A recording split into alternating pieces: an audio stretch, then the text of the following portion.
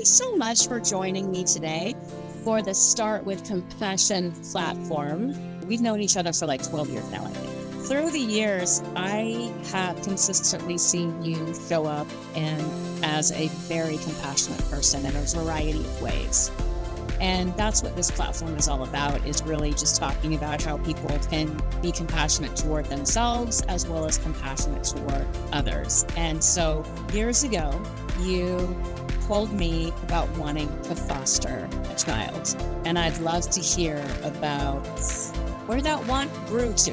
Okay, well, my partner and I wanted to have children, and it wasn't possible through me getting pregnant. And I had a client that told me to go to Angel's Foster Agency and see if they could help me adopt. So I went through the orientation with my partner, and the first thing they said was, this is not a great way to adopt children. But through the listening to the orientation, we just thought, we have to do this. These kids need this. We would feel great doing this. So we were all in.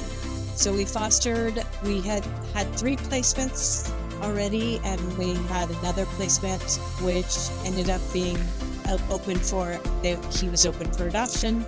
So we put in, and we had another placement, so we were able to adopt both of them at the same time. So we completed our family fairly quickly. It was a wonderful experience. I wish I could still foster children, but we don't have a big house. And how many years ago was that? The boys are 13 now. That's incredible. Yeah. And so now there's been a little bit of a shift in the family dynamic, and we've gone into even a more blended family format. Yes. Would you like to talk about that? Sure. My partner and I have split up, but we have decided to stay in the same house to take care of the boys. And so their lives were not changing too much. So we parent together still. It's actually a better working relationship because our relationship prior was not working, and we did not want our children seeing that as a healthy relationship. Now we are both in separate relationships, and we co-parent really well together. Now we have our own relationships outside of the home, but we co-parent and take care of the kids, and the kids have met our significant others and getting to know them, and it's working actually quite well. You know, one of the reasons why this really struck me is because watching you go through the struggle to make the decision that this isn't working, we can do better, we need to figure out what better looks like. I remember seeing you and just being amazed at your strength and how focused you were on just making sure that the boys had the healthiest environment possible.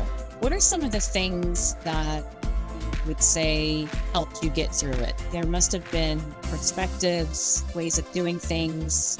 I would love to hear some of that. We tried to stay together for the kids, but it wasn't working because there was too much bitterness and resentment between the two of us, and that resulted in arguments, which in a small house, the children hear. So I finally, came to the realization that we were not doing them any favors by staying together. So we did make the decision to split, and then we said, can we do this? And, some people can, some people can't. It worked well for us once we made that split, because we had that boundary and we weren't arguing about us anymore, that we had to be better co-parents because there was more communication, and the communication centers around the children. So I think that really helped us as parents become better parents, because none of the other stuff was in there. There was no squabbles about what was going on between the two of us because we were splitting and working through that ourselves, not in front of our children. And one of the things you shared the other day was how healthy the co-parenting dynamic is. It really is. We have much more respect. I mean, the anger and resentment is gone because you're not trying to fight for a relationship that wasn't working.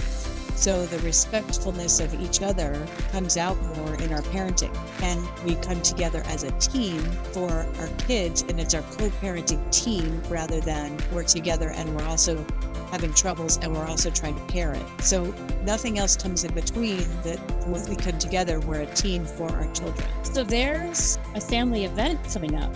Yeah, In a couple months, we're doing a big party because my nephew is coming out and going to Pride with us. We used to do an annual Pride party before COVID, and it stopped in COVID. And now we're going to have it again. And I asked my ex-wife if she wanted to do the party with me because she would help with the party, and she said yes, but I'm going to bring my new girlfriend. And I said that's fine, I'm going to bring my boyfriend and his daughter.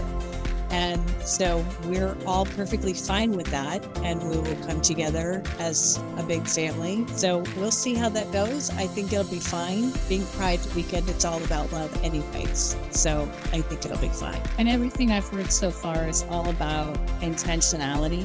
You're very intentional in your decision making. You're very intentional in this is the outcome that I'm looking for. What do I need to do to get there? And that is such an incredible nugget of wisdom that I hope everybody here is hearing.